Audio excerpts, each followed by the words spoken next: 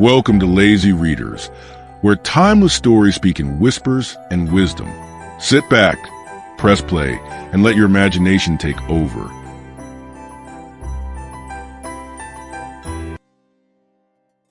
Cain, a Mystery by Lord Byron. Dramatis Personae. Men. Adam, read by Alan Mapstone. Cain, read by Peter Tucker. Abel, read by Beth Thomas. Spirits. The Angel of the Lord, read by Libby Stevenson. Lucifer, read by Mike Cantrell. Women. Eve, read by Trisha G. Ada, read by Mary Kay. Zilla, read by Amanda Friday. Narration, read by Abai. Act 1, Scene 1. The Land Without Paradise. Time, sunrise. Adam, Eve, Cain, Abel, Ada, Zillah, offering a sacrifice. God the Eternal, infinite, all-wise, who, out of darkness on the deep, didst make light on the waters with a word. All hail. Jehovah, with returning light, all hail. God, who didst name the day and separate morning from night, till then divided never, who didst divide the wave from wave, and call part of thy work the firmament, all hail. God, who didst call the elements into earth, ocean, air, and fire, and with the day and night and worlds which these illuminate, or shadow, madest beings to enjoy them, and love both them and thee. All hail, all hail. God, the eternal parent of all things, who didst create these best and beauteous beings, to be beloved more than all, save thee. Let me love thee and them. All hail, all hail. O God, who loving, making, blessing all, yet didst permit the serpent to creep in, and drive my father forth from paradise, keep us from further evil. Hail, all hail. Son Cain, my firstborn, wherefore art thou silent? Why should I speak? To pray. Have ye not prayed? We have most fervently. And loudly. I've heard you. So will God, I trust. Amen. But thou, my eldest born, art silent still? 'Tis better I should be so. Wherefore so? I've not to ask. Nor ought to thank for? No. Dost thou not live? Must I not die? Alas, the fruit of our forbidden tree begins to fall. And we must gather it again.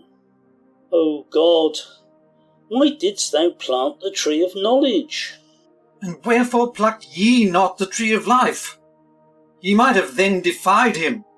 O my son, blaspheme not. These are serpent's words. Why not? The snake spoke truth. It was the tree of knowledge. It was the tree of life. Knowledge is good, and life is good. And how can both be evil?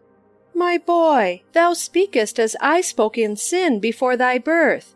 Let me not see renewed my misery in thine. I have repented. Let me not see my offspring fall into the snares beyond the walls of paradise, which even in paradise destroyed his parents. Content thee with what is.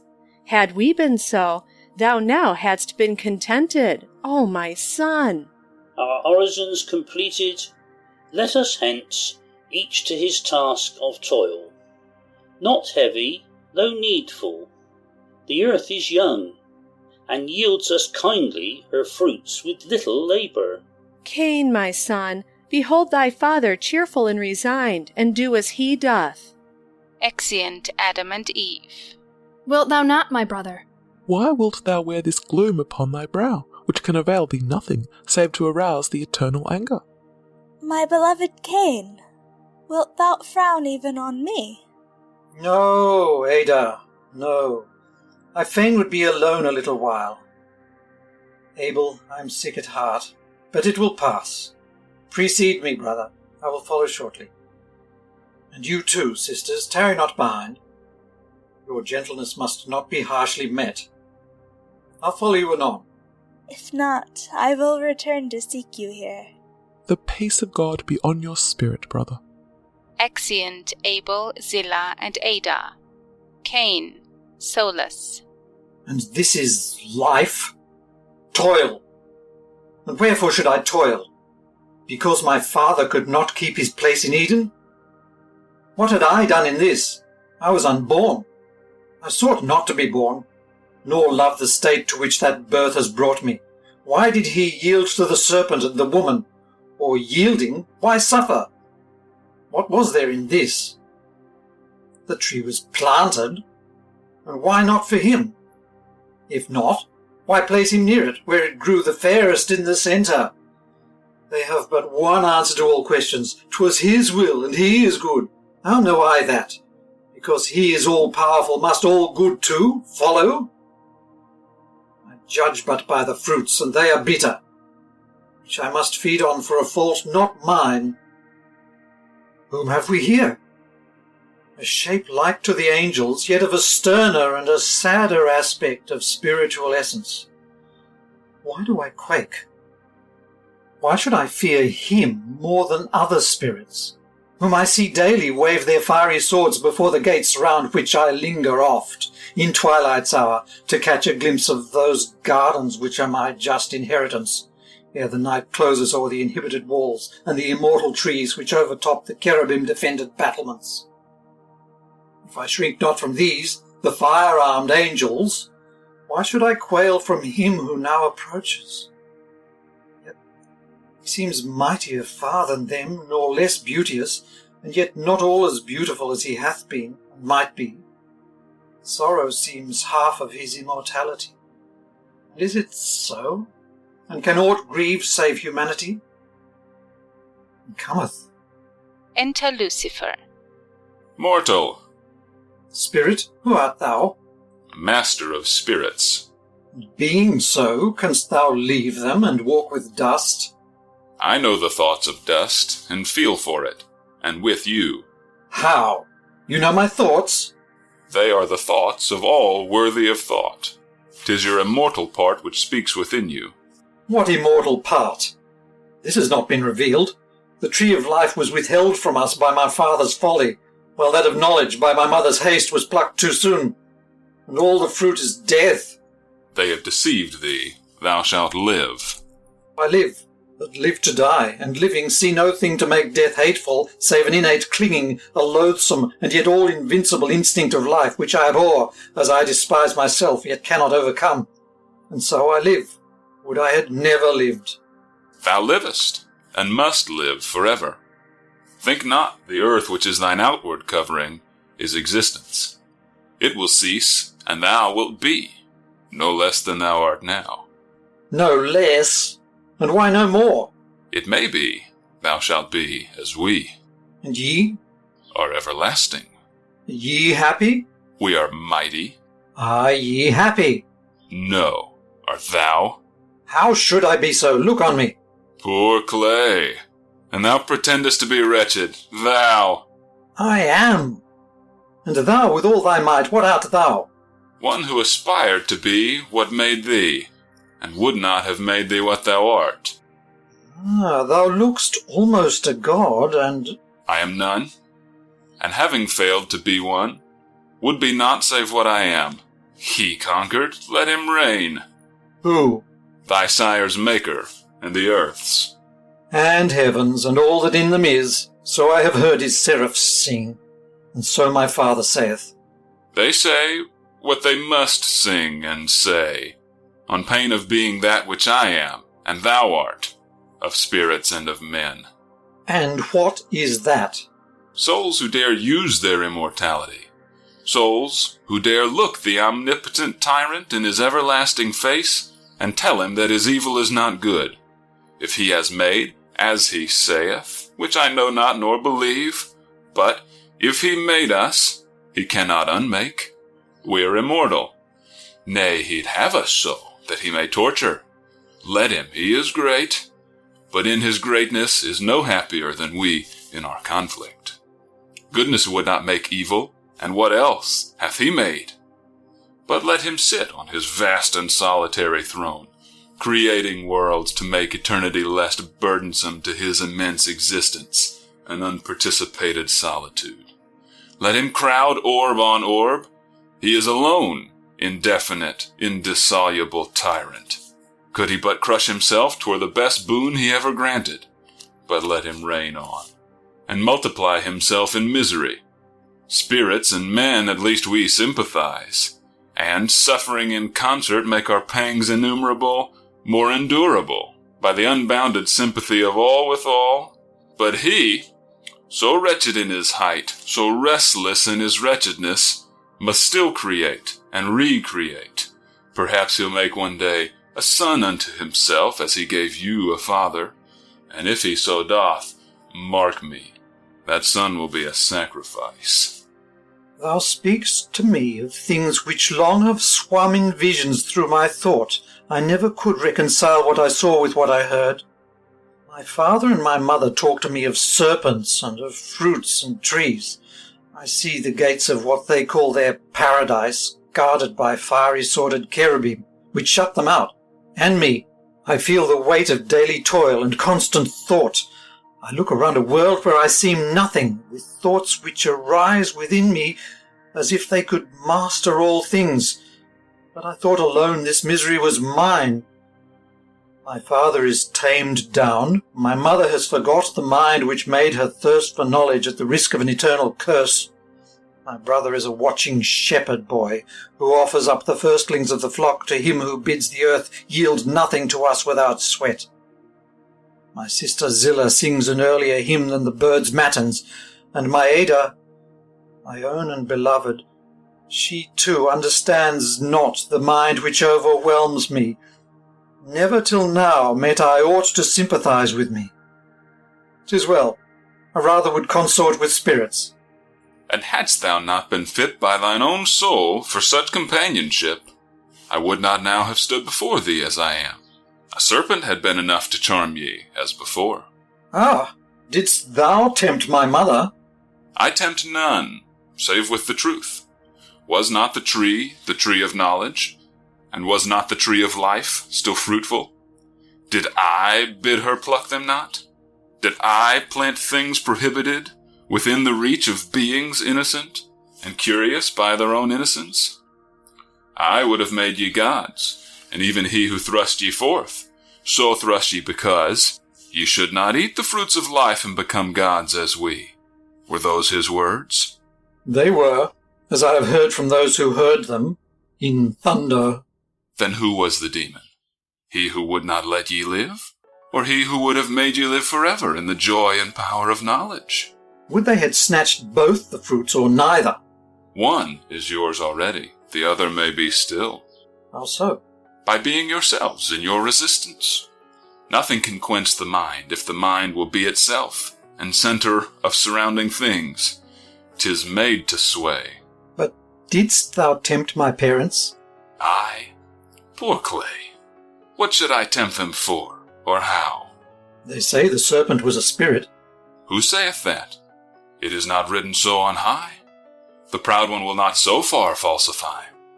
Though man's vast fears and little vanities would make him cast upon the spiritual nature his own low failing, the snake was the snake, no more, and yet not less than those he tempted, in nature being earth also, more in wisdom, since he could overcome them, and foreknew the knowledge fatal to their narrow joys. Thinkest thou I'd take the shape of things that die? But the thing had a demon. He but woke one, in those he spake to with his forky tongue. I tell thee that the serpent was no more than a mere serpent. Ask the cherubim who guard the tempting tree. When 1,000 ages have rolled o'er your dead ashes, and your seeds, the seed of the then world may thus array their earliest fault in fable, and attribute to me a shape I scorn as I scorn all that bows to him who made things but to bend before his sullen soul eternity. But we who seek the truth must speak it.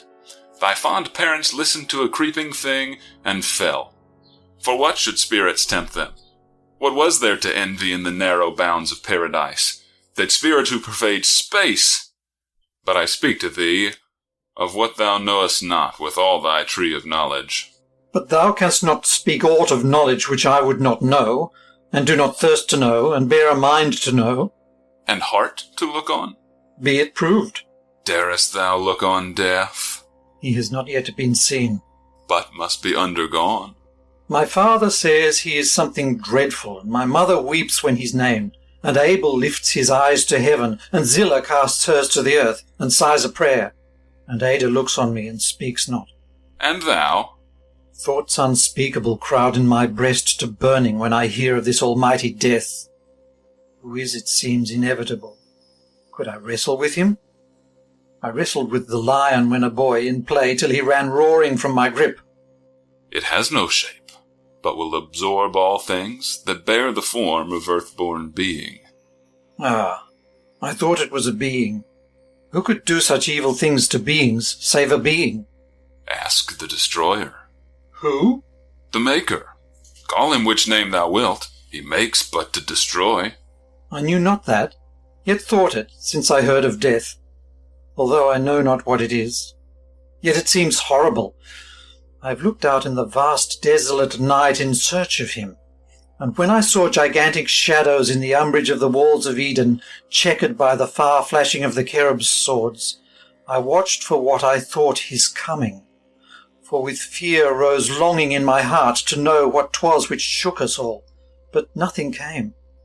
Then I turned my weary eyes from off our native and forbidden paradise, up to the lights above us, in the azure, which are so beautiful. Shall they too die? Perhaps, but long outlive both thine and thee. I'm glad of that. I would not have them die. They are so lovely. What is death? I feel it is a dreadful thing, but what I cannot compass. It is denounced against us, both them who sinned and sinned not, as an ill. What ill? To be resolved into the earth. But shall I know it? As I know not death, I cannot answer. Were I quiet earth, that were no evil. Would I ne'er had been aught else but dust. That is a grovelling wish. Less than thy father's, for he wished to know. But not to live. Or wherefore plucked he not the life tree? He was hindered. Deadly error. Not to snatch first that fruit, but ere he plucked the knowledge he was ignorant of death. Alas, I scarcely now know what it is, and yet I fear it. Fear I know not what. And I, who know all things, fear nothing. See what is true knowledge. Wilt thou teach me all? Aye, upon one condition. Name it. That thou dost fall down and worship me, thy Lord. Thou art not the Lord my father worships. No. Is equal? No, I have naught in common with him, nor would. I would be aught above, beneath, aught, save a sharer or a servant of his power. I dwell apart, but I am great. Many there are who worship me, and more who shall. Be thou among the first. I never as yet have bowed unto my father's God, although my brother Abel oft implores that I would join with him in sacrifice. Why should I bow to thee? Hast thou ne'er bowed to him? Have I not said it? Need I say it? Could not thy mighty knowledge teach thee that? He who bows not to him has bowed to me. But I will bend to neither. Nevertheless, thou art my worshipper. Not worshipping him makes thee mine the same. And what is that? Thou'lt know here and hereafter. Let me but be taught the mystery of my being. Follow where I will lead thee. But I must retire to till the earth, for I had promised... What? To cull some first fruits. Why? To offer up with Abel on an altar. Saidst thou not that thou never hadst been to him who made thee? Yes, but Abel's earnest prayer has wrought upon me. The offering is more his than mine. And Ada... Why dost thou hesitate? She is my sister, born on the same day, of the same womb. And she wrung from me with tears this promise, and rather than see her weep, I would methinks bear all, and worship aught. Then follow me. I will. Enter Ada. My brother, I have come for thee. It is our hour of rest and joy, and we have less without thee. Thou hast laboured not this morn, but I have done thy task. The fruits are ripe and glowing as the light which ripens. Come away. Seest thou not? I see an angel. We have seen many. Will he share our hour of rest? He is welcome. But he is not like the angels we have seen. Are there then others? But he is welcome as they were. They deign to be our guests. Will he? Cain to Lucifer. Wilt thou? I ask thee to be mine. I must away with him. And leave us? I, And me? beloved Ada. Let me go with thee. No, she must not. Who art thou that steppest between heart and heart? He is a god. How knowest thou? He speaks like a god. So did the serpent, and it lied. Thou errest, Ada. Was not the tree that of knowledge? Aye, to our eternal sorrow. And yet that grief is knowledge, so he lied not. And if he did betray you, 'twas the truth, and truth in its own essence cannot be but good. But all we know of it has gathered evil on will. Expulsion from our home, and dread, and toil, and sweat, and heaviness, remorse of that which was, and hope of that which cometh not. Cain, walk not with this spirit. Bear with what we have borne, and love me. I love thee. More than thy mother and thy sire? I do. Is that a sin too? No, not yet. It one day will be in your children. What? Must not my daughter love her brother Enoch? Not as thou lovest Cain. Oh my God! Shall they not love and bring forth things that love out of their love? Have they not drawn their milk out of this bosom? Was not he their father, born of the same soul womb, in the same hour with me? Did we not love each other? And in multiplying our being, multiply things which will love each other as we love them? And as I love thee, my Cain, go not forth with the Spirit. He is not of ours. The sin I speak of is not of my making, and cannot be a sin in you, whate'er it may seem, in those who will replace ye in mortality. What is the sin which is not sin in itself? Can circumstance make sin or virtue? If it doth, we are the slaves of. Higher things than ye are slaves, and higher than them, or ye would be so, did they not prefer an independency of torture to the smooth agonies of adulation, in hymns and harpings and self-seeking prayers, to that which is omnipotent because it is omnipotent, and not from love, but terror and self-hope. Omnipotence must be all goodness. Was it so in Eden? Fiend, tempt me not with beauty. Thou art fairer than was the serpent, and as false. As true. Ask Eve your mother, bears she not the knowledge of good and evil? Oh, my mother, thou hast plucked a fruit more fatal to thine offspring than to thyself. Thou at the least hast passed thy youth in paradise, in innocent and happy intercourse with happy spirits. But we, thy children, ignorant of Eden, are girt about by demons, who assume the words of God and tempt us with our own dissatisfied and curious thoughts. As thou wert worked on by the snake in thy most flushed and heedless, harmless wantonness of bliss, I cannot answer this immortal thing which stands before me. I cannot abhor him.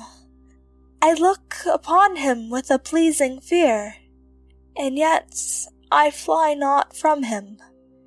In his eye there is a fascinating attraction which fixes my fluttering eyes on his. My heart beats quick. He awes me, and yet draws me near, nearer and nearer. Cain, Cain, save me from him. What dreads my Ada? This is no ill spirit. He is not God, nor gods. I have beheld the cherubs and seraphs. He looks not like them. But there are spirits loftier still, the archangels. And still loftier than the archangels. Aye, but not blessed. If the blessedness consists in slavery, no. I have heard it said, the seraphs love most, cherubs know most. This should be a cherub, since he loves not. And if the higher knowledge quenches love, what must he be you cannot love when known? Since the all-knowing cherubim love least, the seraphs' love can be but ignorance. That they are not compatible, the doom of thy fond parents for their daring proves. Choose betwixt love and knowledge, since there is no other choice. Your sire hath chosen already. His worship is but fear. O Cain, choose love. For thee, my Ada, I choose not. It was born with me. But I love naught else. Our parents. Did they love us when they snatched from the tree that which hath driven us all from paradise? We were not born then, and if we had been, should we not love them? And our children, Cain? My little Enoch, and his lisping sister. Could I but deem them happy, I would half forget. But it can never be forgotten through thrice 1,000 generations. Never shall men love the remembrance of the man who sowed the seed of evil and mankind in the same hour. They plucked the tree of science and sin, and not content with their own sorrow, begot me, thee, and all the few that are, and all the unnumbered and innumerable multitudes, millions, myriads, which may be, to inherit agonies accumulated by ages. And I must be the sire of such things. Thy beauty and thy love, my love and joy, the rapturous moment and the placid hour, all we love in our children and each other, but lead them and ourselves through many years of sin and pain, or few, but still of sorrow, interchecked with an instant of brief pleasure. To death, the unknown. Methinks the tree of knowledge hath not fulfilled its promise. If they sinned, at least they ought to have known all things that are of knowledge, and the mystery of death. What do they know? That they are miserable. What need of snakes and fruits to teach us that? I am not wretched, Cain, and if thou wert happy. Be thou happy then, alone. I will have naught to do with happiness, which humbles me and mine. Alone I could not nor would be happy, but with those around us I think I could be so, despite of death, which, as I know it not, I dread not, though it seems an awful shadow, if I may judge from what I have heard. And thou couldst not, alone, thou sayest, be happy? Alone? Oh my God! Who could be happy and alone or good? To me my solitude seems sin, unless when I think of how soon I shall see my brother, his brother, and our children, and our parents. Yet thy God is alone. Is he happy? Lonely and good? He is not so. He hath the angels and the mortals to make happy, and thus becomes so in diffusing joy. What else can joy be but the spreading joy? Ask of your sire, the exile fresh from Eden, or of his firstborn son. Ask your own heart, it is not tranquil. Alas, no. And you, are you of heaven?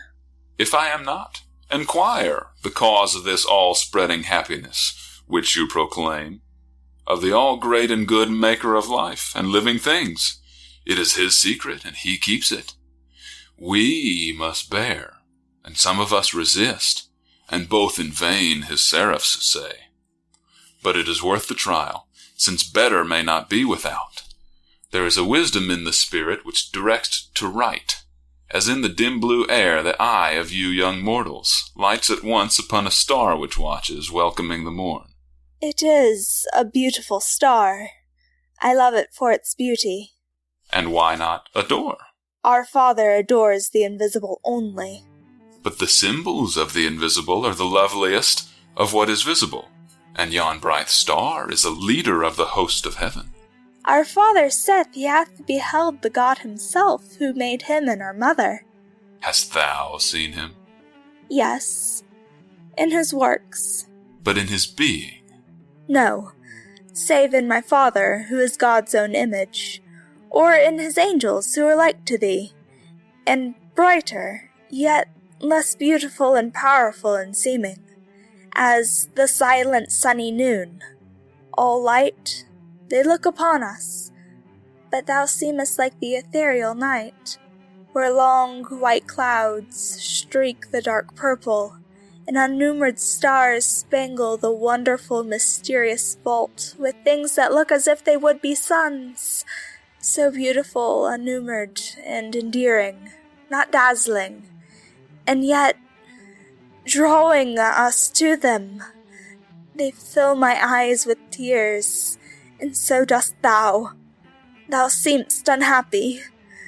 Do not make us so. I will weep for thee. Alas, those tears! Couldst thou but know what oceans will be shed. By me? By all. What all?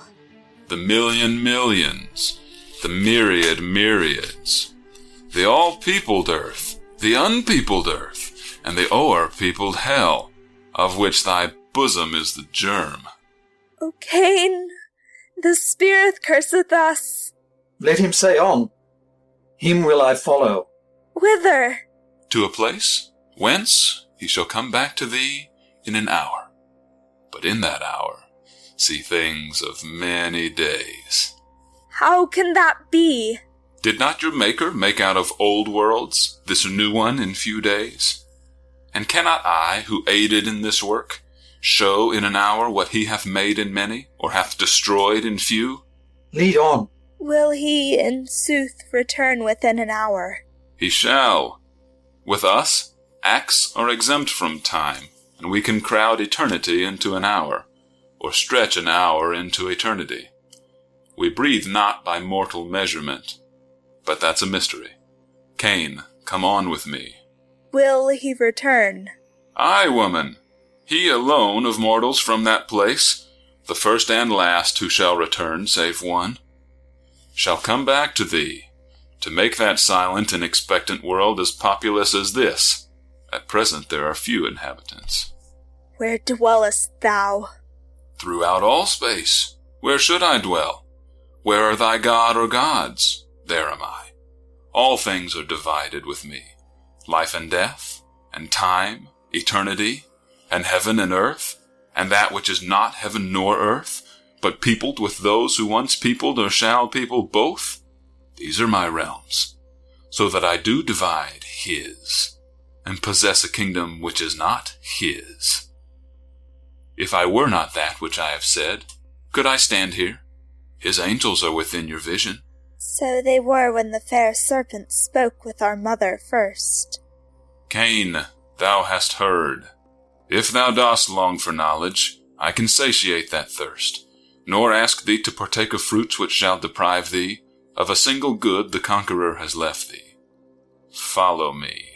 Spirit, I have said it. Exeunt Lucifer and Cain.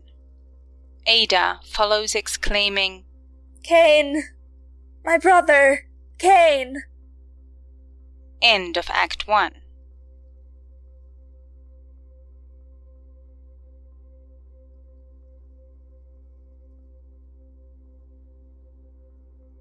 Act 2, Scene 1. The Abyss of Space. I tread on air and sink not, yet I fear to sink. Have faith in me, and thou shalt be borne on the air, of which I am the prince. Can I do so without impiety? Believe and sink not, doubt and perish. Thus would run the edict of the other god, who names me demon to his angels. They echo the sound to miserable things, which knowing not beyond their shallow senses, worship the word which strikes their ear, and deem evil or good what is proclaimed to them in their abasement. I will have none such. Worship or worship not, thou shalt behold the worlds beyond thy little world, nor be immersed for doubts beyond thy little life with torture of my dooming. There will come an hour when, tossed upon some water drops, a man shall say to a man, Believe in me and walk the waters, and the man shall walk the billows and be safe. I will not say, Believe in me as a conditional creed to save thee, but fly with me o'er the gulf of space in equal flight, and I will show what thou darest not deny, the history of past and present and of future worlds. O God, or demon, or whate'er thou art, is yon our earth? Dost thou not recognize the dust which formed your father? Can it be? Yon small blue circle swinging in far ether, with an inferior circlet purpler it still, which looks like that which lit our earthly night. Is this our paradise? Where are its walls, and they who guard them? Point me out the site of paradise. How should I? As we move like sunbeams onward, it grows small and smaller, and as it waxes little and then less, gathers a halo round it, like the light which shone the roundest of the stars when I beheld them from the skirts of paradise. Methinks they both, as we recede from them, appear to join the innumerable stars which are around us, and as we move on increase their myriads. And if there should be worlds greater than thine own, inhabited by greater things, and they themselves far more in number than the dust of thy dull earth, though multiplied to animated atoms, all living, and all doomed to death, and wretched, what wouldst thou think? I should be proud of thought which knew such things.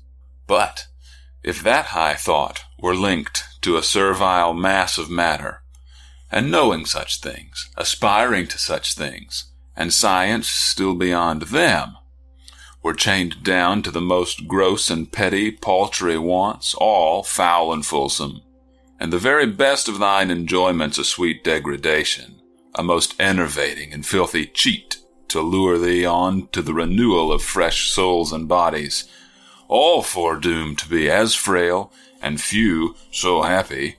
Spirit, I know naught of death, save as a dreadful thing of which I have heard my parents speak, as of a hideous heritage I owe to them no less than life, a heritage not happy, if I may judge, till now.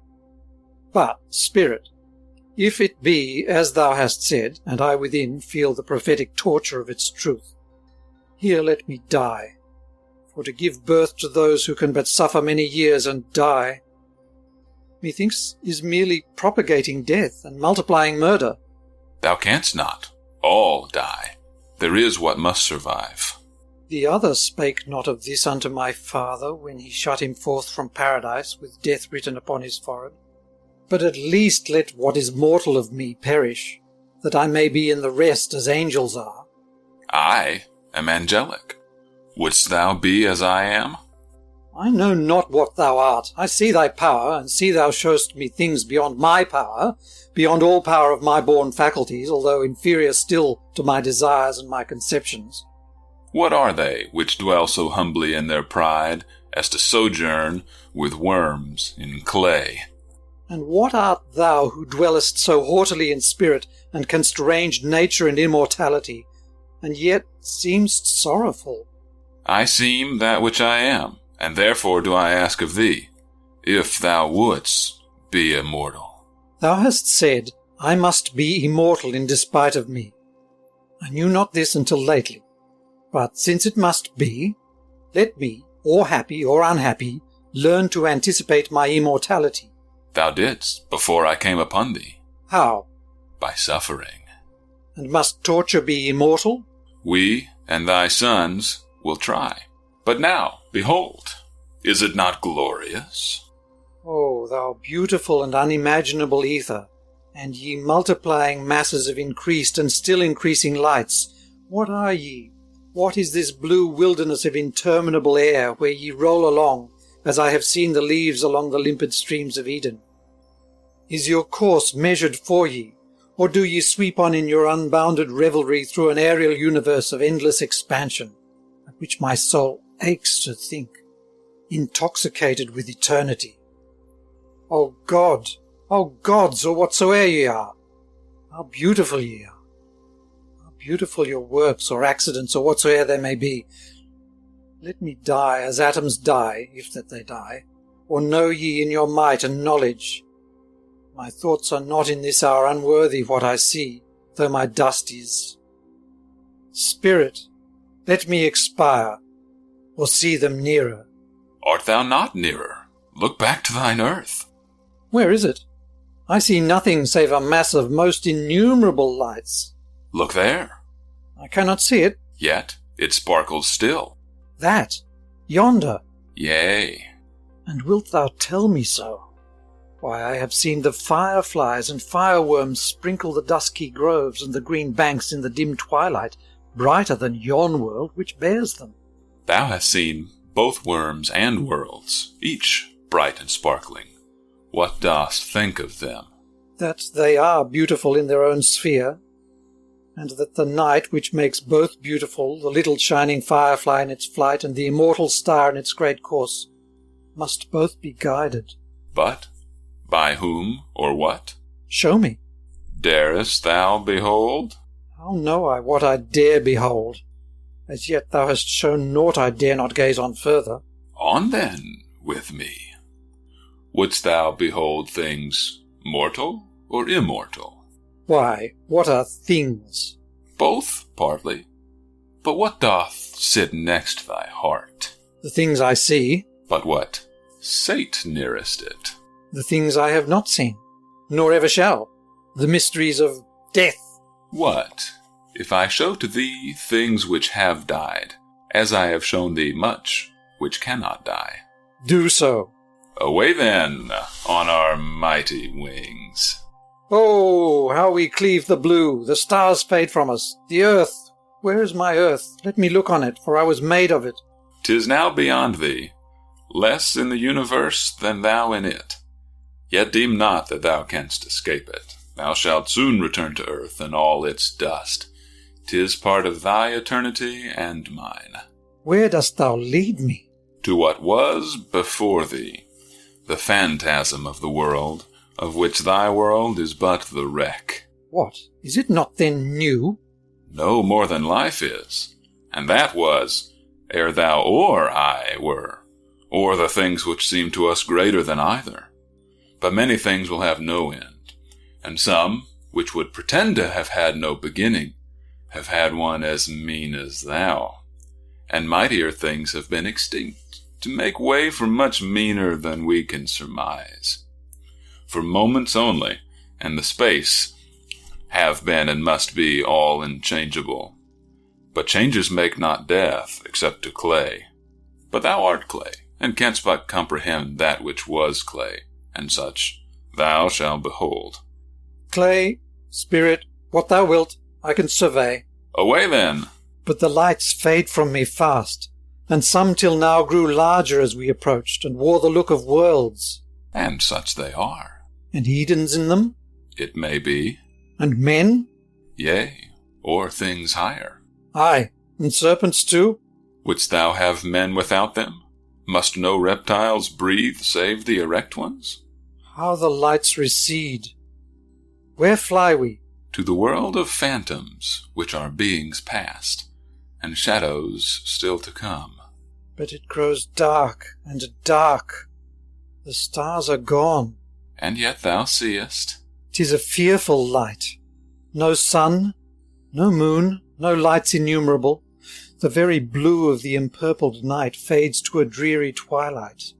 Yet I see huge dusky masses, but unlike the worlds we were approaching, which begirt with light seemed full of life, even when their atmosphere of light gave way, and showed them taking shapes unequal, of deep valleys and vast mountains, and some emitting sparks, and some displaying enormous liquid plains, and some begirt with luminous belts and floating moons, which took, like them, the features of fair earth. Instead, all here seems dark and dreadful. But distinct. Thou seekest to behold death and dead things. I seek it not. But as I know there are such, and that my sire's sin makes him and me, and all that we inherit, liable to such, I would behold at once what I must one day see perforce. Behold. 'Tis darkness. And so it shall be ever, but we will unfold its gates. Enormous vapours roll apart. What's this? Enter. Can I return? Return. Be sure, how else could death be peopled? Its present realm is thin to what it will be through thee and thine. The clouds still open wide and wider and make widening circles round us. Advance. And thou? Fear not. Without me thou couldst not have gone beyond thy world. On, on. They disappear through the clouds. Scene 2. Hades. Enter Lucifer and Cain. How silent and how vast are these dim worlds! For they seem more than one, and yet more peopled than the huge, brilliant, luminous orbs which swung so thickly in the upper air, that I had deemed them rather the bright populace of some all unimaginable heaven, than things to be inhabited themselves, but that on drawing near them I beheld their swelling into palpable immensity of matter, which seemed made for life to dwell on, rather than life itself.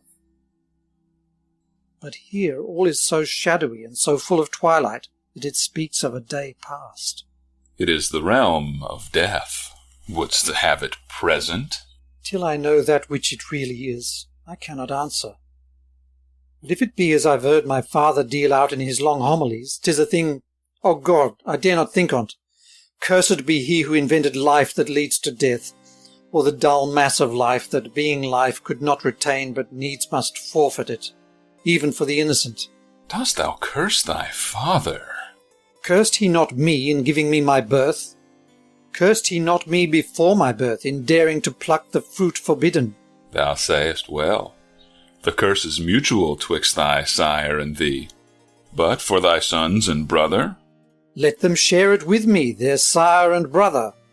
What else is bequeathed to me? I leave them my inheritance. O ye interminable gloomy realms of swimming shadows and enormous shapes, some fully shown, some indistinct, and all mighty and melancholy. What are ye? Live ye, or have ye lived? Somewhat of both. Then what is death? What? Hath not he who made ye said, 'tis another life? Till now he hath said nothing, save that all shall die. Perhaps he one day will unfold that further secret. Happy the day! Yes, happy, when unfolded, through agonies unspeakable and clogged with agonies eternal, to innumerable yet unborn myriads of unconscious atoms, all to be animated for this only. What are these mighty phantoms which I see floating around me? They wear not the form of the intelligences I have seen round our regretted and unentered Eden, nor wear the form of man as I have viewed it in Adam's and in Abel's and in mine, nor in my sister bride's, nor in my children's. And yet they have an aspect which, though not of men nor angels, looks like something which, if not the last, rose higher than the first, haughty and high and beautiful, and full of seeming strength, but of inexplicable shape, for I never saw such. They bear not the wing of seraph, nor the face of man, nor form of mightiest brute, nor aught that is now breathing, mighty yet and beautiful as the most beautiful and mighty which live, and yet so unlike them that I scarce can call them living. Yet they lived. Where? Where thou livest. When? On what thou callest earth they did inhabit. Adam is the first. Of thine, I grant thee, but too mean to be the last of these. And what are they? That which thou shalt be. But what were they? Living, high, intelligent, good, great, and glorious things, as much superior unto all thy sire Adam could e'er have been in Eden, as the 60,000th generation shall be in its dull, damp degeneracy to thee and thy son. And how weak they are, judge by thy own flesh. Ah, me. And did they perish? Yes, from their earth, as thou wilt fade from thine. But was mine theirs? It was. But not as now. It is too little and too lowly to sustain such creatures. True, it was more glorious.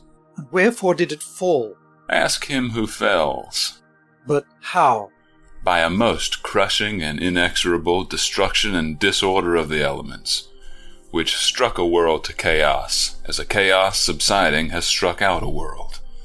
Such things, though rare in time, are frequent in eternity.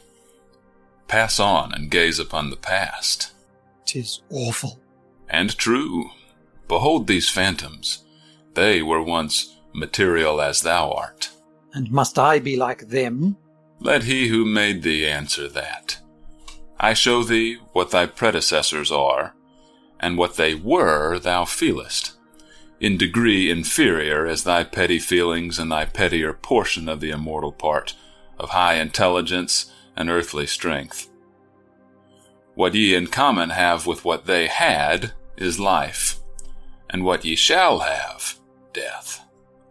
The rest of your poor attributes is such as suits reptiles engendered out of the subsiding slime of a mighty universe, crushed into a scarcely yet shaped planet, peopled with things whose enjoyment was to be in blindness, a paradise of ignorance from which knowledge was barred as poison. But behold what these superior beings are or were, or if it irk thee, turn thee back and till the earth thy task. I'll waft thee there in safety. No, I'll stay here. How long? Forever. Since I must one day return here from the earth, I rather would remain. I am sick of all that dust has shown me. Let me dwell in shadows. It cannot be. Thou now beholdest as a vision that which is reality. To make thyself fit for this dwelling, thou must pass through what the things thou seest have passed, the gates of death. By what gate have we entered even now? By mine, but plighted to return. My spirit buoys thee up to breathe in regions where all is breathless save thyself. Gaze on, but do not think to dwell here till thine hour is come. And these too, can they ne'er repass to earth again? Their earth is gone forever. So changed by its convulsion they would not be conscious to a single present spot of its new, scarcely hardened surface. 'Twas, oh, what a beautiful world it was. And is. It is not with the earth, though I must till it, I feel at war, but that I may not profit by what it bears of beautiful, untoiling, nor gratify my thousand swelling thoughts with knowledge, nor allay my thousand fears of death and life. What thy world is thou seest, but canst not comprehend the shadow of that which it was. And those enormous creatures, phantoms inferior in intelligence, at least so seeming, to the things we have passed, resembling somewhat the wild habitants of the deep woods of earth, the hugest which roar nightly in the forest, but tenfold in magnitude and terror, taller than the cherub-guarded walls of Eden, with eyes flashing like the fiery swords which fence them, and tusks projecting like the trees stripped of their bark and branches. What were they? That which the mammoth is in thy world. But these lie by myriads underneath its surface. But none on it? No, for thy frail race to war with them would render the curse on it useless. 'Twould be destroyed so early. But why war? You have forgotten the denunciation which drove your race from Eden. War with all things, and death to all things, and disease to most things, and pangs and bitterness. These were the fruits of the forbidden tree. But animals, did they too eat of it that they must die? Your Maker told ye, they were made for you, as you for him. You would not have their doom superior to your own. Had not Adam fallen, all had stood. Alas, the hopeless wretches, they too must share my sire's fate like his sons, like them too without having shared the apple, like them too without the so dear-bought knowledge. It was a lying tree, for we know nothing. At least it promised knowledge at the price of death, but knowledge still. But what knows man? It may be death leads to the highest knowledge, and being of all things the sole thing certain, at least leads to the surest science. Therefore, the tree was true, though deadly. These dim realms, I see them, but I know them not. Because thy hour is yet afar, and matter cannot comprehend spirit wholly. But 'tis something to know there are such realms. We knew already that there was death. But not what was beyond it. Nor know I now.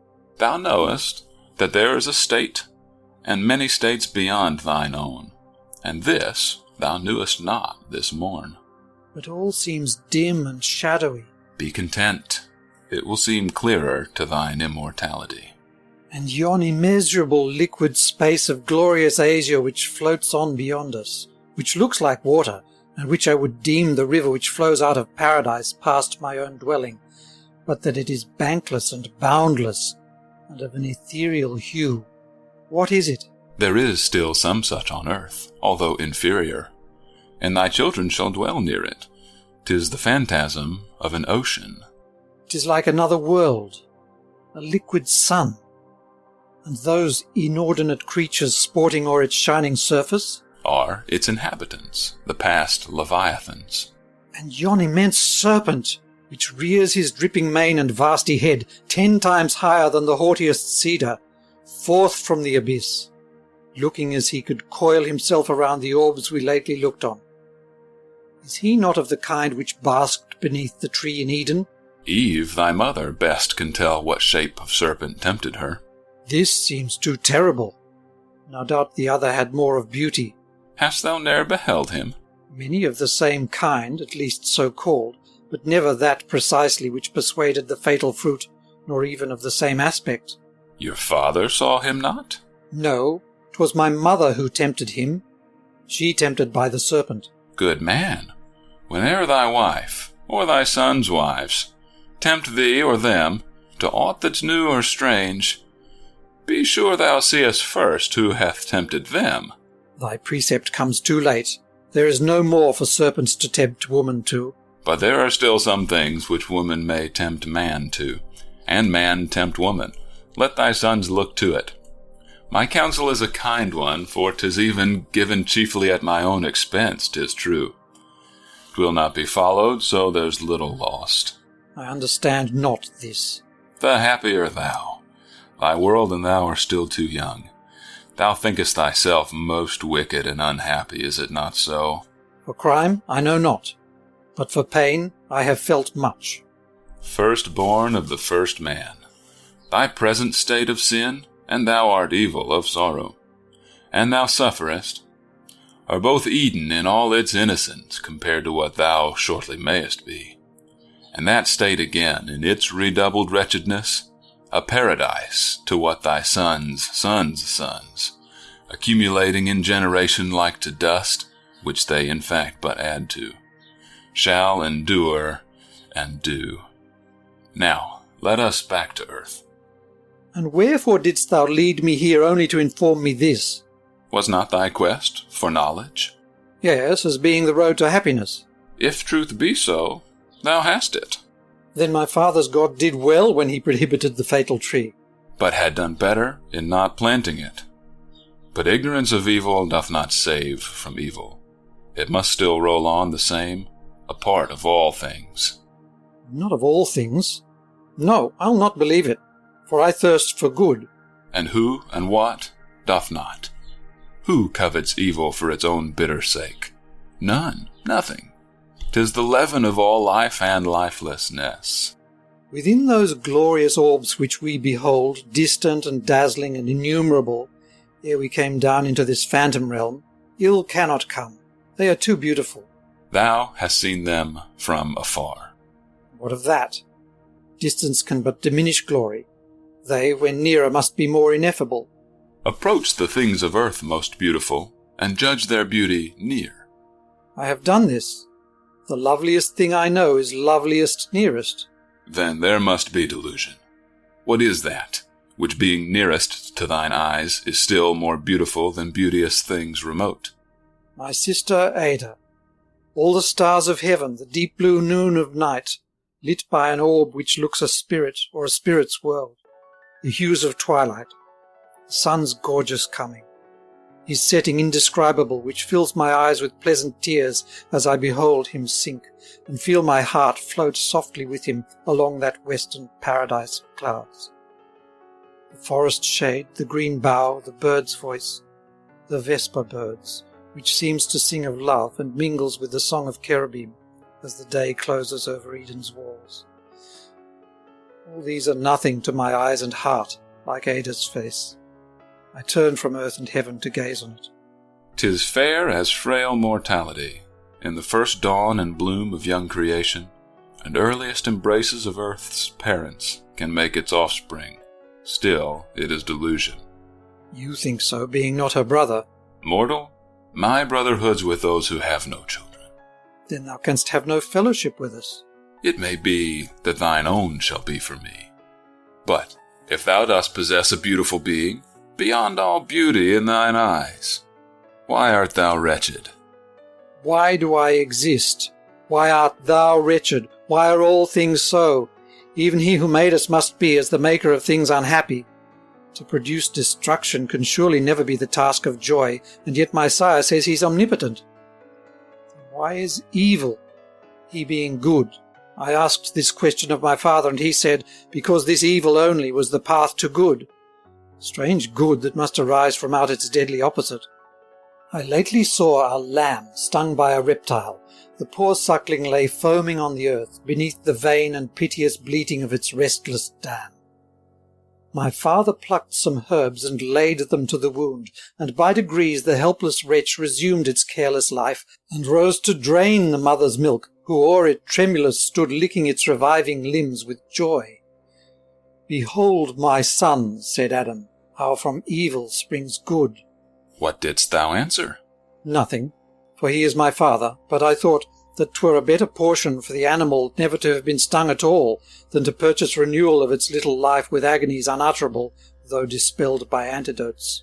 But as thou saidst, of all beloved things thou lovest her who shared thy mother's milk, and giveth hers unto thy children. Most assuredly. What should I be without her? What am I? Dost thou love nothing? What does thy God love? All things, my father says, but I confess I see it not in their allotment here. And therefore thou canst not see if I love or know, except some vast and general purpose, to which particular things must melt like snows. Snows? What are they? Be happier in not knowing what thy remoter offspring must encounter, but bask beneath the clime which knows no winter. But dost thou not love something like thyself? And dost thou love thyself? Yes, but love more what makes my feelings more endurable, and is more than myself, because I love it. Thou lovest it because 'tis beautiful, as was the apple in thy mother's eye.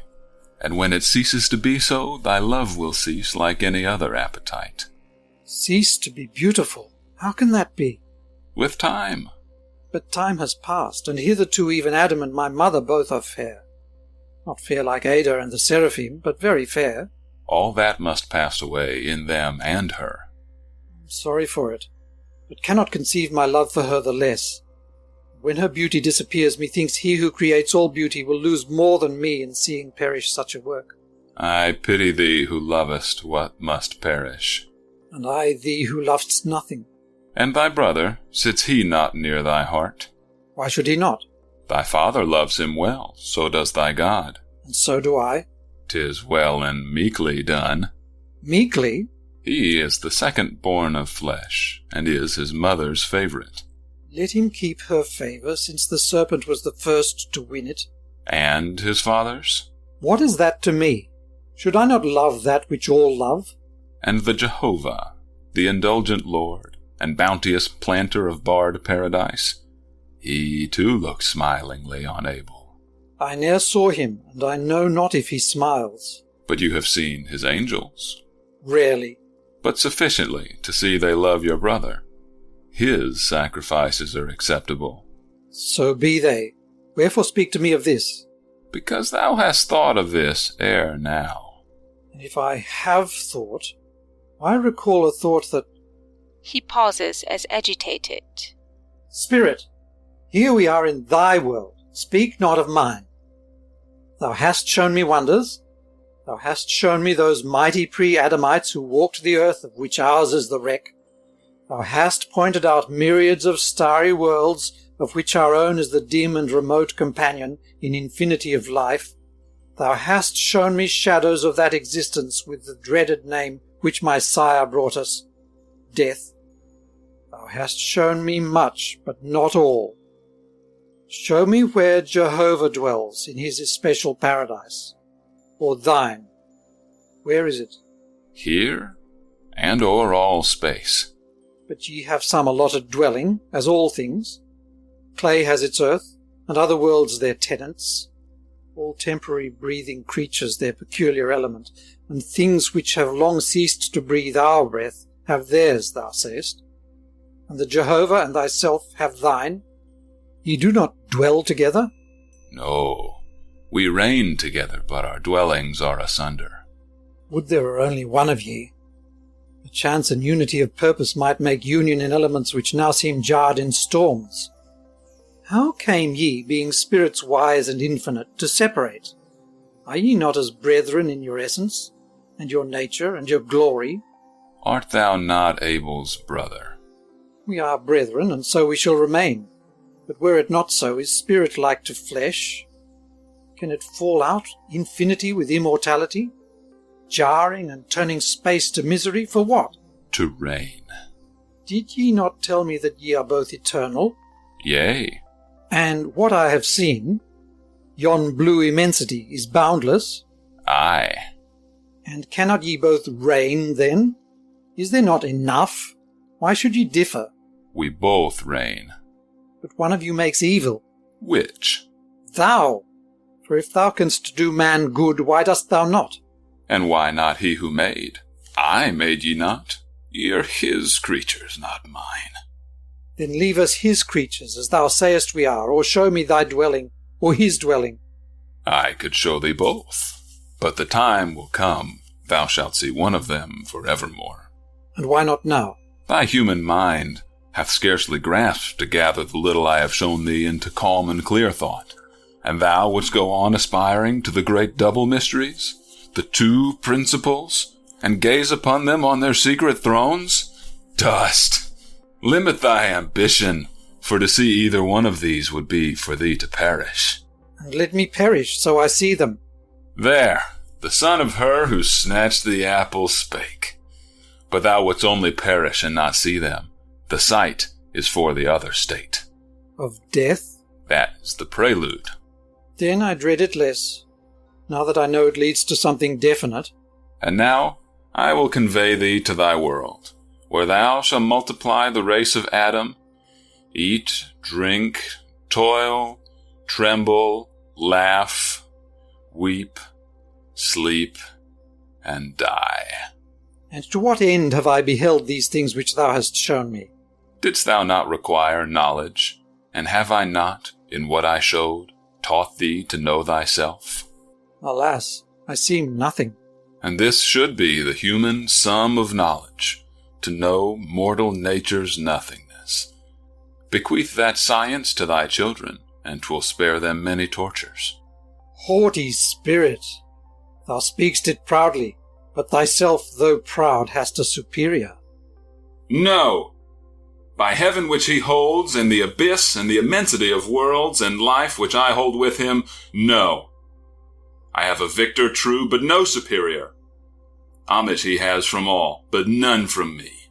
I battle it against him as I battled in highest heaven, through all eternity, and the unfathomable gulfs of Hades, and the interminable realms of space, and the infinity of endless ages, all will I dispute. And world by world, and star by star, and universe by universe, shall tremble in the balance, till the great conflict shall cease, if ever it shall cease, which ne'er it shall, till he or I be quenched. And what can quench our immortality, or mutual and irrevocable hate? He, as a conqueror, will call the conquered evil. but what will be the good he gives? Were I the victor, his works would be deemed the only evil ones. And you, ye new and scarce-born mortals, what have been his gifts to you already in your little world? But few, and some of those but bitter. Back with me, then, to thine earth, and try the rest of his celestial boons to you and yours. Evil and good are things in their own essence, and not made good or evil by the giver. But if he gives you good, so call him. If evil springs from him, do not name it mine, till ye know better its true fount. And judge not by words, though of spirits, but the fruits of your existence, such as it must be. One good gift has the fatal apple given, your reason. Let it not be overswayed by tyrannous threats to force you into faith, 'gainst all external sense and inward feeling. Think and endure, and form an inner world in your own bosom where the outward fails. So shall you nearer be the spiritual nature, and war triumphant with your own. They disappear. End of Act 2.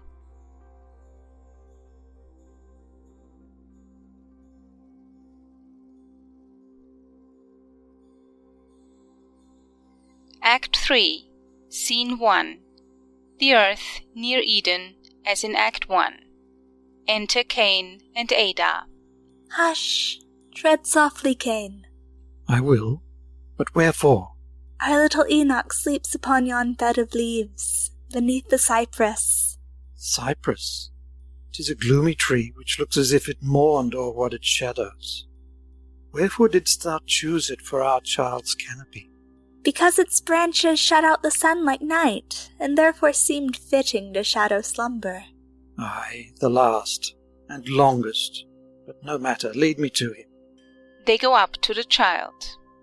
How lovely he appears, his little cheeks in their pure incarnation vying with the rose leaves strewn beneath them. His lips, too, how beautifully parted. No, you shall not kiss him, at least not now. He will awake soon. His hour of midday rest is nearly over, but it were a pity to disturb him till 'tis closed. You have said well. I will contain my heart till then. He smiles and sleeps. Sleep on and smile, thou little young inheritor of a world scarce less young. Sleep on and smile. Thine are the hours and days when both are cheering and innocent. Thou hast not plucked the fruit, thou knowest not thou art naked. Must the time come thou shalt be immersed for sins unknown, which were not thine nor mine? But now sleep on. His cheeks are reddening into deeper smiles, and shining lids are trembling o'er his long lashes, dark as the cypress which waves o'er them. Half open, from beneath them the clear blue laughs out, although in slumber.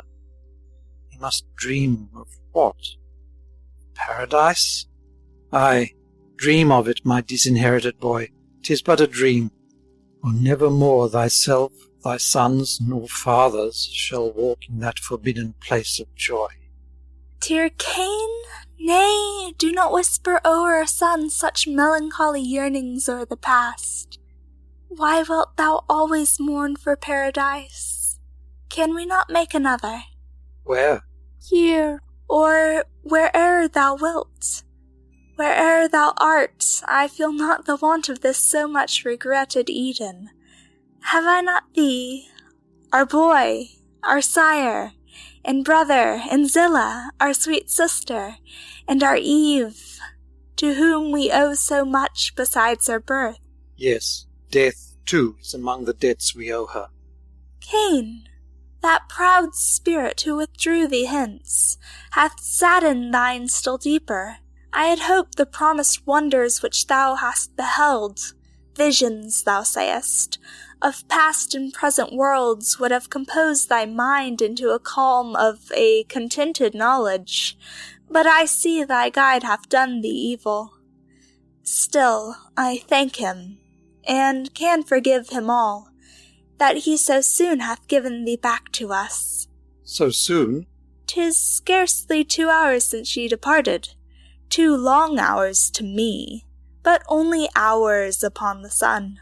And yet I have approached that sun, and seen worlds which he once shone on, and never more shall light, and worlds he never lit. Methought years had rolled o'er my absence. Hardly hours. The mind then hath capacity of time, and measures it by that which it beholds, pleasing or painful, little or mighty. I had beheld the immemorial works of endless beings, scurred extinguished worlds, and gazing on eternity, methought I had borrowed more by a few drops of ages from its immensity. But now I feel my littleness again. Well said the Spirit that I was nothing. Wherefore said he so? Jehovah said not that. No, he contents him with making us the nothing which we are, and after flattering dust with glimpses of Eden and immortality, resolves it back to dust again. For what? Thou knowest, even for our parents' error. What is that to us? They sinned, then let them die. Thou hast not spoken well, nor is that thought thy own, but of the Spirit who was with thee. Would I could die for them, so they might live. Why, so say I, provided that one victim might satiate the insatiable of life, and that our little rosy sleeper there might never taste of death nor human sorrow, nor hand it down to those who spring from him. How know we that some such atonement one day may not redeem our race? By sacrificing the harmless for the guilty. What atonement were there?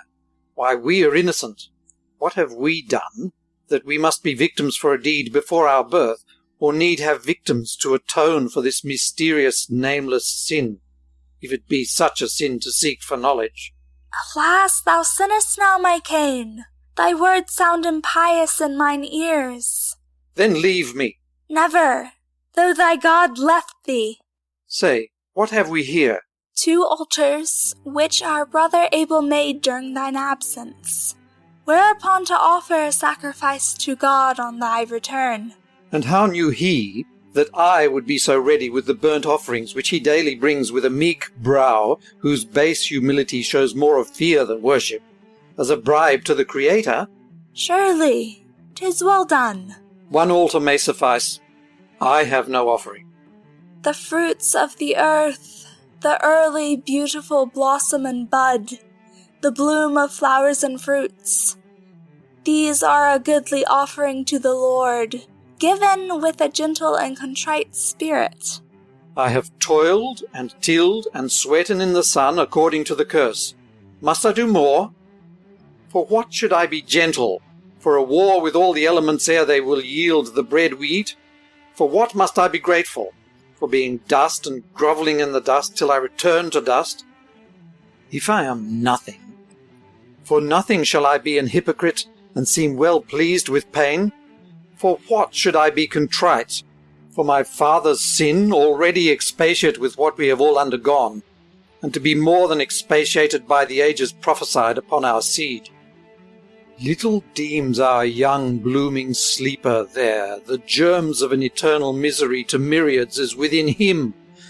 Better 'twere I snatched him in his sleep and dashed him gainst the rocks than let him live to— Oh my God! Touch not the child, my child, thy child! O Cain! Fear not. For all the stars and all the power which sways them, I would not accost yon infant with ruder greeting than a father's kiss. Then why so awful in thy speech? I said, 'twere better that he ceased to live, than give life to so much of sorrow as he must endure, and harder still bequeath. But since that saying jars you, let us only say, 'twere better that he never had been born. Oh, do not say so.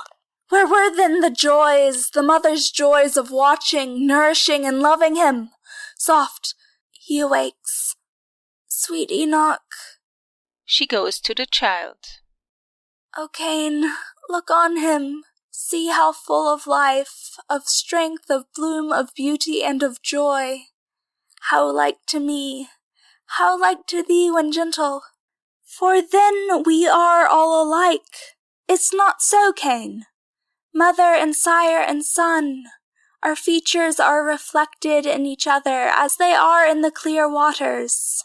when they are gentle, when thou art gentle, love us, then, my Cain. Love thyself for our sakes, for we love thee.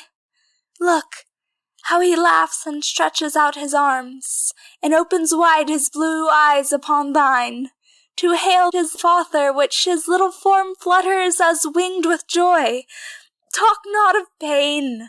The childless cherubs might well envy thee the pleasures of a parent. Bless him, Cain. As yet he hath no words to thank thee, but his heart will, and thine own too. Bless thee, boy, if that a mortal blessing may avail thee to save thee from the serpent's curse. It shall. Surely a father's blessing may avert a reptile's subtlety. Of that I doubt, but bless him nevertheless. Our brother comes. Thy brother Abel. Enter Abel. Welcome, Cain, my brother. The peace of God be on thee. Abel, hail. Our sister tells me that thou hadst been wandering in high communion with a spirit far beyond our wonted range. Was he of those we have seen and spoken with, like to our father? No. Why then commune with him? He may be a foe to the Most High. And friend to man. Has the Most High been so, if so you term him? Term him? Your words are strange today, my brother. My sister Ada, leave us for a while. We mean to sacrifice. Farewell, my Cain. But first, embrace thy son. May his soft spirit and Abel's pious ministry recall thee to peace and holiness. Exit Ada with her child. Where hast thou been? I know not. Nor what thou hast seen?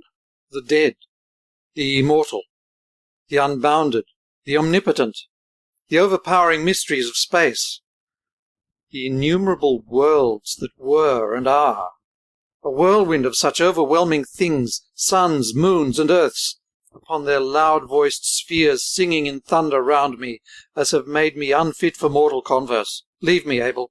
Thine eyes are flashing with unnatural light, thy cheek is flushed with an unnatural hue, thy words are fraught with an unnatural sound. What may this mean? It means, I pray thee, leave me. Not till we have prayed and sacrificed together. Abel, I pray thee, sacrifice alone. Jehovah loves thee well. Both well, I hope. But thee the better. I care not for that. Thou art fitter for his worship than I am. Revere him then, but let it be alone, at least without me. Brother, I should ill deserve the name of our great father's son, if, as my elder, I revered thee not, and in the worship of our God called not on thee to join me, and precede me in our priesthood. 'Tis thy place. But I have ne'er asserted it. The more my grief, I pray thee to do so now. Thy soul seems labouring in some strong delusion. It will calm thee. No, nothing can calm me more. Calm, say I. Never knew I what calm was in the soul, although I have seen the elements stilled. My Abel, leave me, or let me leave thee to thy pious purpose. Neither. We must perform our task together. Spurn me not. If it must be so, well then, what shall I do? Choose one of those two altars. Choose for me. They to me are so much turf and stone. Choose thou. I have chosen. 'Tis the highest, and suits thee as the elder. Now, prepare thine offerings. Where are thine? Behold them here, the firstlings of the flock and fat thereof, a shepherd's humble offering. I have no flocks. I am a tiller of the ground, and must yield what it yieldeth to my toil, its fruit. He gathers fruits. Behold them in their various bloom and ripeness. They dress their altars and kindle a flame upon them. My brother, as the elder, offer first thy prayer and thanksgiving with sacrifice. No, I am new to this. Lead thou the way, and I will follow, as I may. Abel, kneeling. O God, who made us, and who breathed the breath of life within our nostrils, who hath blessed us, and spared, despite our father's sin, to make his children all lost as they might have been, had not thy justice been so tempered with the mercy which is thy delight, as to accord a pardon like a paradise, compared with our great crimes, sole Lord of light, of good and glory and eternity, without whom all were evil, and with whom nothing can err except to some good end of thine omnipotent benevolence, inscrutable but still to be fulfilled, accept from out thy humble first of shepherds, first of the firstborn flocks an offering, in itself nothing, as what offering can be aught unto thee, but yet accept it for the thanksgiving of him who spreads it in the face of thy high heaven, bowing his own even to the dust of which he is, in honour of thee and of thy name for evermore. Cain, standing erect during this speech. Spirit, whate'er or whosoe'er thou art, omnipotent it may be, and if good, shown in the exemption of thy deeds from evil, Jehovah upon earth, and God in heaven, and it may be with other names, because thine attributes seem many, as thy works. If thou must be propitiated with prayers, take them. If thou must be induced with altars, and softened with a sacrifice, receive them. Two beings here erect them unto thee. If thou lovest blood, the shepherd's shrine, which smokes on my right hand, hath shed it for thy service in the first of his flock, whose limbs now reek in sanguinary incense to thy skies. Or if the sweet and blooming fruits of earth, and milder seasons, which the unstained turf I spread them on now offers in the face of the broad sun which ripened them, may seem good to thee, inasmuch as they have not suffered in limb or life, and rather form a sample of thy works than supplication to look on ours. If a shrine without victim and altar without gore may win thy favour, look on it. And for him who dresseth it, he is such as thou madest him, and seeks nothing which must be won by kneeling. If he's evil, strike him. Thou art omnipotent and mayst. For what can he oppose? If he be good, strike him, or spare him, as thou wilt, since all rests upon thee, and good and evil seem to have no power themselves save in thy will. And whether that be good or ill, I know not being omnipotent, nor fit to judge omnipotence, but merely to endure its mandate, which thus far I have endured. The fire upon the altar of Abel kindles into a column of the brightest flame and ascends to heaven, while the whirlwind throws down the altar of Cain and scatters the fruits abroad upon the earth. Abel, kneeling. O brother, pray! Jehovah's wroth with thee. Why so? Thy fruits are scattered on the earth. From earth they came, to earth let them return. Their seed will bear fresh fruit there ere the summer. Thy burnt flesh offering prospers better. See how heaven licks up the flames when thick with blood. Think not upon my offering's acceptance, but make another of thine own, before it is too late. I will build no more altars, nor suffer any. Abel, rising. Cain, what meanest thou? To cast down yon vile flatterer of the clouds, the smoky harbinger of thy dull prayers. Thine altar with its blood of lambs and kids which fed on milk, to be destroyed in blood. Abel, opposing him. Thou shalt not. Add not impious works to impious words. Let that altar stand. 'Tis hallowed now by the immortal pleasure of Jehovah in his acceptance of the victims. His pleasure! What was his high pleasure in the fumes of scorching flesh and smoking blood, to the pain of the bleating mothers which still yearn for their dead offspring, or the pangs of the sad ignorant victims underneath thy pious knife? Give way. This bloody record shall not stand in the sun to shame creation. Brother, give back. Thou shalt not touch my altar with violence. If that thou wilt adopt it to try another sacrifice, 'tis thine. Another sacrifice? Give way, or else that sacrifice may be— What meanest thou? Give way. Thy God loves blood, then look to it. Give way, ere he hath more. In his great name, I stand between thee and the shrine which hath had his acceptance. If thou lovest thyself, stand back till I have strewed this turf along its native soil, else— Abel, opposing him. I love God far more than life. Cain, striking him with a brand on the temples, which he snatches from the altar. Then take thy life unto thy God, since he loves lives. Abel falls. What hast thou done, my brother? Brother! O God, receive thy servant, and forgive his slayer, for he knew not what he did. Cain, give me thy hand, and tell poor Zillah. Cain, after a moment's stupefaction. My hand? 'Tis all red, and with— what? A long pause. looking slowly round. Where am I? Alone? Where's Abel? Where Cain? Can it be that I am he? My brother, awake! Why liest thou so long on the green earth? 'Tis not the hour of slumber. Why so pale? What hast thou? Thou wert full of life this morn. Abel, I pray thee, mock me not. I smote too fiercely, but not fatally. Oh, why wouldst thou oppose me? This is mockery, and only done to daunt me. 'Twas a blow, and but a blow. Stir, stir, nay, only stir. Why, so, that's well. Thou breathest. Breathe upon me. O God, O God! Abel, very faintly. What's he who speaks of God? Thy murderer. Then may God forgive him. Cain, comfort poor Zillah. She has but one brother now. Abel dies. And I none. Who makes me brotherless? His eyes are open, then he is not dead. Death is like sleep, and sleep shuts down our lids. His lips too are apart. Why then he breathes, and yet I feel it not. His heart! Let me see, doth it beat? Methinks, no, no. This is a vision, else I am become the native of another and worse world. The earth swims round me. What is this? 'Tis wet. Puts his hand to his brow, and then looks at it. Yet there are no dews. 'Tis blood. My blood. My brother's and my own, and shed by me. Then what have I further to do with life, since I have taken life from my own flesh? But he cannot be dead. Is silence death?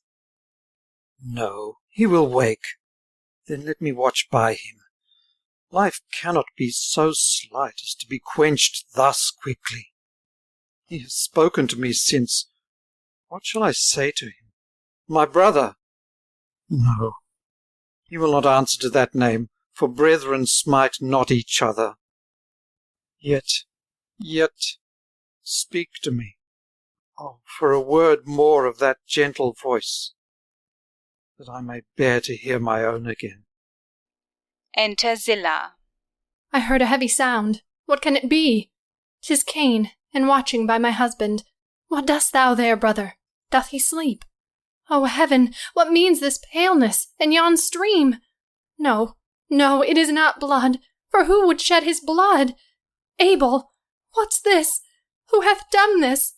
He moves not, he breathes not, and his hands drop down from mine with stony lifelessness. Ah, cruel Cain, why camest thou not in time to save him from this violence? Whatever hath assailed him, thou wert the stronger, and shouldst have stepped in between him and aggression.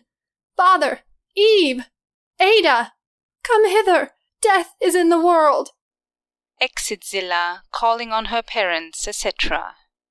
Cain, solus. And who hath brought him there? I, who abhor the name of death so deeply that the thought empoisoned all my life before I knew his aspect. I have led him here, and given my brother to his cold and still embrace. As if he would not have asserted his inexorable claim without my aid. I am awake at last. A dreary dream hath maddened me, but he shall ne'er awake. Enter Adam, Eve, Ada, and Zillah. A voice of woe from Zillah brings me here. What do I see? 'Tis true. My son, my son! To Eve. Woman, behold the serpent's work, and thine. Oh, speak not of it now. The serpent's fangs are in my heart. My best beloved Abel. Jehovah, this is punishment beyond a mother's sin, to take him from me. Who or what hath done this deed? Speak, Cain, since thou wert present. Was it some more hostile angel who walks not with Jehovah? Or some wild brute of the forest? Ah, a livid light breaks through, as from a thundercloud. Yon brand, massy and bloody, snatched from off the altar, and black with smoke, and red with— Speak, my son, speak, and assure us, wretched as we are, that we are not more miserable still. Speak, Cain, and say it was not thou. It was. I see it now. He hangs his guilty head, and covers his ferocious eye with hands incarnadine. Mother, thou dost him wrong. Cain, clear thee from this horrible accusal, which grief wrings from our parent. Hear, Jehovah, may the eternal serpent's curse be on him, for he was fitter for his seed than ours. May all his days be desolate. May— Hold! Curse him not, mother, for he is thy son. Curse him not, mother, for he is my brother, and my betrothed. He hath left thee no brother, Zillah no husband, me no son, for thus I curse him from my sight for evermore. All bonds I break between us, as he broke that of his nature in yon— O death, death, why dost thou not take me, who first incurred thee? Why dost thou not so now? Eve, let not this thy natural grief lead to impiety. A heavy doom was long forespoken to us, and now that it begins, let it be borne in such a sort that may show our God that we are faithful servants to his holy will. Eve, pointing to Cain. His will, the will of yon incarnate spirit of death, whom I have brought upon the earth to strew it with the dead. May all the curses of life be on him, and his agonies drive him forth o'er the wilderness, like us from Eden, till his children do by him as he did by his brother. May the swords and wings of fiery cherubim pursue him by day and night. Snakes spring up in his path. Earth's fruits be ashes in his mouth. The leaves on which he lays his head to sleep be strewed with scorpions.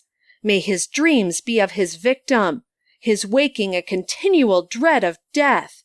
May the clear rivers turn to blood as he stoops down to stain them with his raging lip. May every element shun or change to him. May he live in the pangs which others die with. And death itself wax something worse than death to him who first acquainted him with man. Hence fratricide. Henceforth that word is Cain, through all the coming myriads of mankind, who shall abhor thee, though thou wert their sire. May the grass wither from thy feet, the woods deny thee shelter, earth a home, the dust a grave, the sun his light, and heaven her God. Exit Eve. Cain, get thee forth. We dwell no more together. Depart, and leave the dead to me. I am henceforth alone. We never must meet more. Oh, part not with him thus, my father. Do not add thy deep curse to Eve's upon his head. I curse him not. His spirit be his curse. Come, Zillah. I must watch my husband's course. We will return again, when he is gone, who hath provided for us this dread office. Come, Zillah. Yet one kiss on yon pale clay, and those lips once so warm. My heart, my heart! Exeunt Adam and Zillah, weeping. Cain, thou hast heard. We must go forth. I am ready. So shall our children be. I will bear Enoch, and you his sister. Ere the sun declines, let us depart, nor walk the wilderness under the cloud of night. Nay, speak to me, thine own. Leave me. Why? All have left thee. And wherefore lingerest thou? Dost thou not fear to dwell with one who hath done this? I fear nothing except to leave thee, much as I shrink from the deed which leaves thee brotherless. I must not speak of this. It is between thee and the great God. A voice from within exclaims, Cain! Cain! Hearest thou voice? Cain! Cain! It soundeth like an angel's tone. Enter the angel of the Lord. Where is thy brother Abel? Am I then my brother's keeper? Cain, what hast thou done? The voice of thy slain brother's blood cries out even from the ground unto the Lord. Now art thou cursed from the earth, which opened late her mouth to drink thy brother's blood from thy rash hand. Henceforth, when thou shalt till the ground, it shall not yield thee her strength. A fugitive shalt thou be from this day, a vagabond on earth. This punishment is more than he can bear. Behold, thou drivest him from the face of earth, and from the face of God he shall be hid. A fugitive and vagabond on earth, 'twill come to pass, that whoso findeth him shall slay him. Would they could, but who are they shall slay me? Where are these on the lone earth as yet unpeopled? Thou hast slain thy brother, and who shall warrant thee against thy son? Angel of light, be merciful, nor say that this poor aching breast now nourishes a murderer in my boy, and of his father. Then he would but be what his father is. Did not the milk of Eve give nutriment to him thou now seest so besmeared with blood? The fratricide might well engender parricides. But it shall not be so. The Lord, thy God and mine, commandeth me to set his seal on Cain, so that he may go forth in safety. Who slayeth Cain, a sevenfold vengeance shall be taken on his head. Come hither. What wouldst thou with me? To mark upon thy brow exemption from such deeds as thou hast done. No, let me die. It must not be. The angel sets the mark on Cain's brow. It burns my brow, but naught to that which is within it. Is there more? Let me meet it as I may. Stern hast thou been, and stubborn from the womb, as the ground thou must henceforth till. But he thou slewest was gentle as the flocks he tended. After the fall too soon was I begotten. Ere yet my mother's mind subsided from the serpent, and my sire still mourned for Eden. That which I am, I am. I did not seek for life, nor did I make myself. But could I with my own death redeem him from the dust? And why not so? Let him return today, and I lie ghastly. So shall be restored by God the life to him he loved, and taken from me a being I ne'er loved to bear. Who shall heal murder? What is done is done. Go forth, fulfill thy days, and be thy deeds unlike the last. The angel disappears. He's gone. Let us go forth. I hear our little Enoch cry within our bower. Oh, little knows he what he weeps for. And I who have shed blood cannot shed tears. But the 4 rivers would not cleanse my soul. Think'st thou my boy will bear to look on me? If I thought that you would not, I would. Cain, interrupting her. No, no more of threats. We have had too many of them. Go to our children. I will follow thee. I will not leave thee lonely with the dead. Let us depart together. Oh, thou dead and everlasting witness, whose unsinking blood darkens earth and heaven. What thou now art I know not, but if thou seest what I am, I think thou wilt forgive him whom his God can ne'er forgive, nor his own soul. Farewell. I must not, dare not touch what I have made thee. I who sprung from the same womb with thee, drained the same breast, clasped thee often to my own, in fondness brotherly and boyish. I can never meet thee more, nor even dare to do that for thee which thou shouldst have done for me. Compose thy limbs into their grave, the first grave yet dug for mortality. But who hath dug that grave? O earth, for all the fruits thou hast rendered to me, I give thee back this. Now for the wilderness.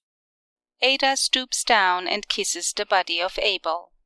A dreary and early doom, my brother, has been thy lot. Of all who mourn for thee, I alone must not weep. My office is henceforth to dry up tears, and not to shed them.